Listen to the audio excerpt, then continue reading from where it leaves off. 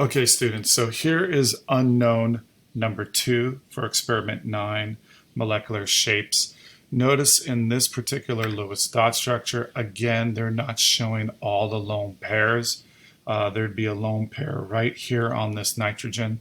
So just make sure to include that in your Lewis dot structure and also when you're giving me the total valence electrons.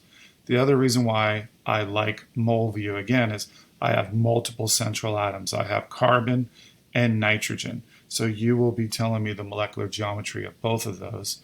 We can look at our 3D model. That helps us see it.